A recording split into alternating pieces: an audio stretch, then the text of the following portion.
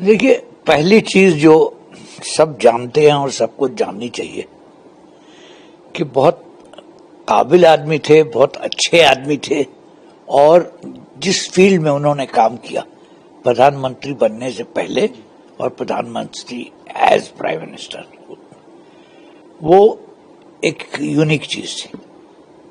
अब लोग भूल गए हैं कि उनके जो इकोनॉमिक पॉलिसी थी 1991 से, उसी ने सारा शेप बदल दिया, समझा। उसके बाद वो मेंबर रहे, पार्लियामेंट के मेंबर तो थे ही एज मिनिस्टर वगैरह, मगर 2004 से जब वो प्रधानमंत्री हुए तो अच्छे प्राइम मिनिस्टर थे। उन्होंने प्रॉब्लम्स को सॉल्व करने की कोशिश की।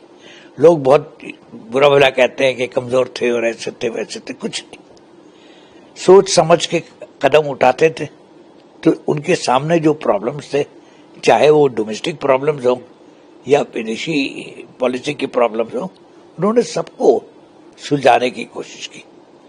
कश्मीर का मसला हो, पाकिस्तान से ताल्लुकात हो, दुनिया से बाहर की दुनिया से ताल्लुकात हो, हर चीज पे उनका एक ठप्पा जो लगा वो प्रैक्टिकल था।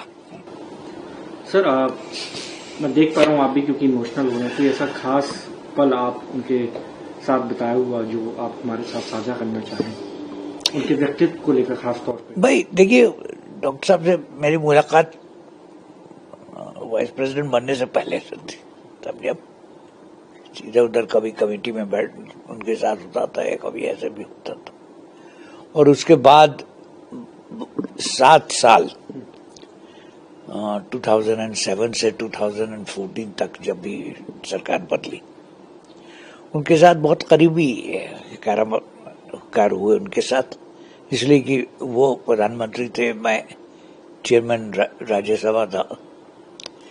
तो उसमें उन्होंने हमेशा कंस्ट्रक्टिव सजेशंस दिए और काम किया। इसीलिए आपने देखा कि उनके जमाने में पार्लियामेंट में ज्यादा हंगामा नहीं होता था। इसलिए नहीं होता था कि वो जो मेंबर बनते थे उनसे वो बातचीत करके सुलझा लेते थे। अभी होता है ऐसा आपको लगता है? सर, आप ये भी कहा जाता है और हर बार इस बात का जिक्र किया जाता है कि जब वैश्विक तंगी आई थी देश में 2007-8 के दौरान, तब भारत देश ऐसा देश रहा जब जो इस तंगी से सुरक्षित रहा, और ये कहा जाता है कि बिकॉज ऑफ डॉक्टर साहब। देखिए, इसलिए कि वो चीज उस दिन नहीं शुरू हुई जो 1991 में उन्होंने पॉलिसी चेंजेस किए, जिसके मुतालिक और लोगों ने जो ज्यादा करीबी थे वो जानते हैं, देश का नक्शा बदल दिया, पॉलिसी बदल दी, और इसी का फायदा हुआ कि हमारे यहाँ इकोनॉमिक डेवलपमेंट जरा तेजी से हुआ। सर, हालांकि तमाम दफा इस बात का और इस बात को लेकर कहते रहे तमाम नेता कि वो बतौर प्रधानमंत्री जब थे तब वो किसी के इशारे पर काम करते थे, नहीं करते थे। ये भी कहते रहे कि वो कम बात करते हैं, लेकिन इस बात का भी जिक्र होता है कि वो बिना ज्यादा बोले उन्होंने देश के अंदर इतनी प्रगति जो है वो आज पहुंचाया। उस पर आपकी क्या राय है सर, जो तमाम नेताओं ने उनको लेकर हमेशा कहा कि भैया वो तो कम बात करते हैं, कम कहते हैं? भाई, कम बात करने से क्या मतलब है? काम करते थे ना। बात करने से तो पॉलिसी नहीं बनती है, काम करने से होती है। तो उन्होंने जहां बात करने की जरूरत समझी, बात की, लोगों से डिस्कशन किया। हमेशा पार्लियामेंट में जब कभी डिस्कशन हुआ, चाहे डोमेस्टिक पॉलिसी पे हो या फॉरेन पॉलिसी पे हो, हमेशा उन्होंने उसमें भाग लिया।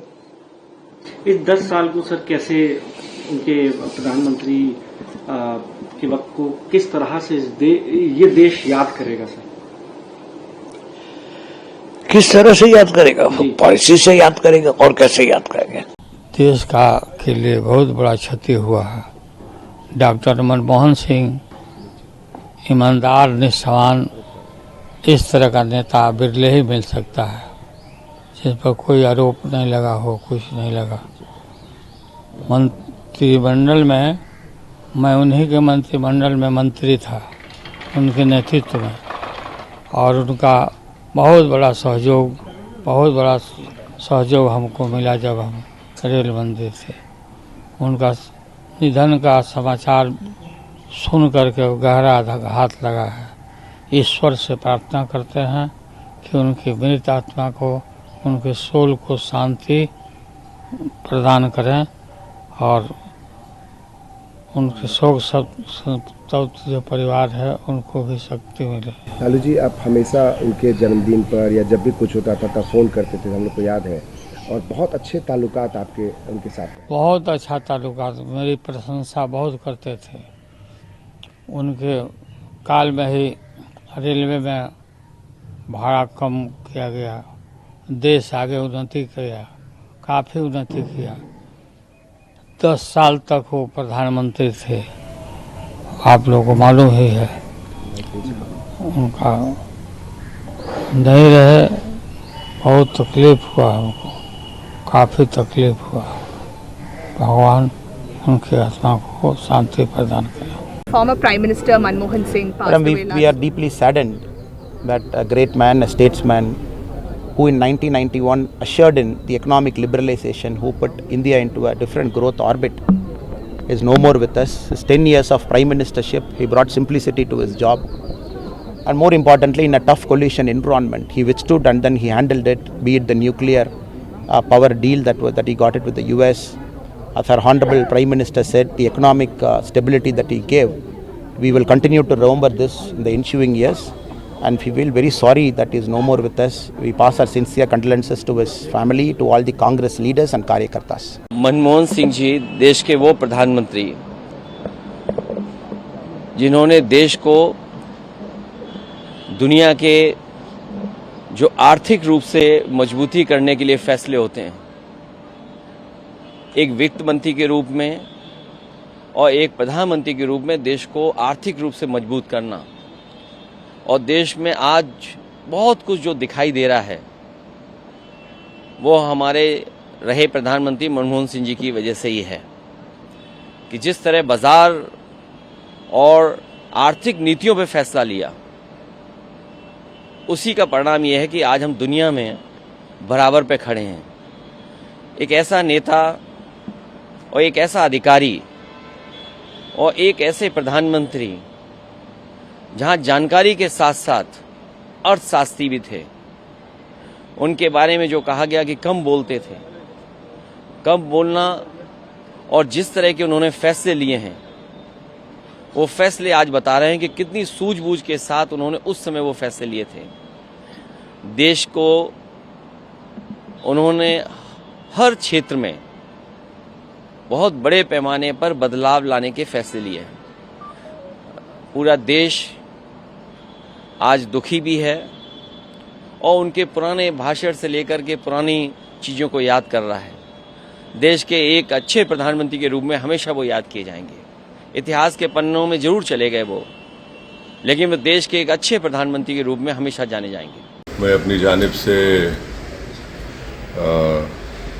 हमारे प्राइम मिनिस्टर जनाब मनमोहन सिंह साहब के इंतकाल पर अपनी जानिब से, अपनी पार्टी की जानिब से उनके अफराद ख़ानदान को ताज़ियत पेश करता हूँ। और ये बात सच्चाई पर मुबनी है कि मनमोहन सिंह साहब एक पार्टीशन के रिफ्यूजी थे और उसके बाद उन्होंने अपनी ज़ाती मेहनत और ईमानदारी से वो तरक्की करते गए। RBI के गवर्नर और फिर भारत के फाइनेंस मिनिस्टर, फिर 2004 में वो इस मुल्क के वज़ीर आज़म बने।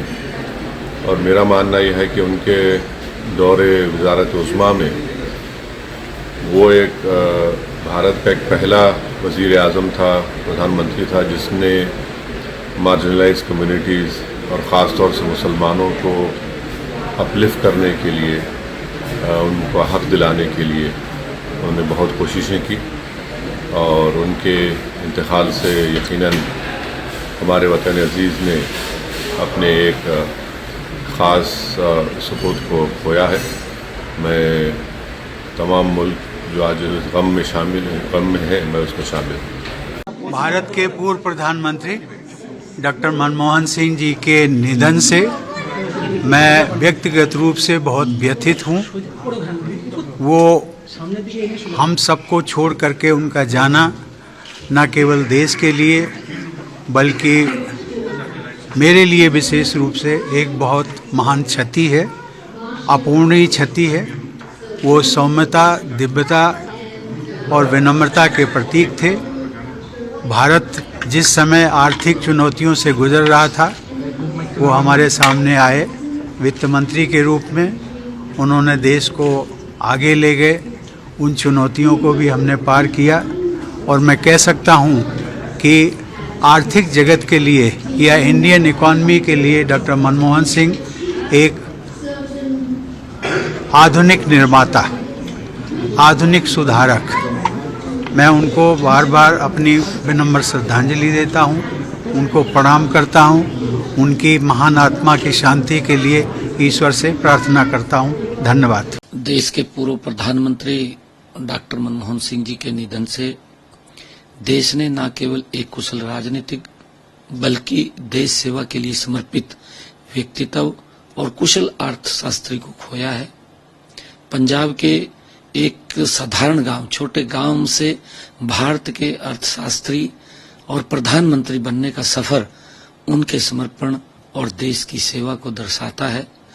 उनको हमेशा ही सादगी और विद्वता के लिए याद किया जाएगा। देश के विकास के लिए किए गए आर्थिक फैसलों में उनका योगदान हमेशा याद रखा जाएगा।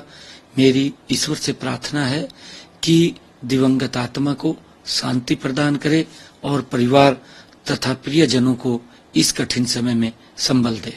Subscribe to Midday India. Get direct notifications on all our videos by clicking on the bell icon.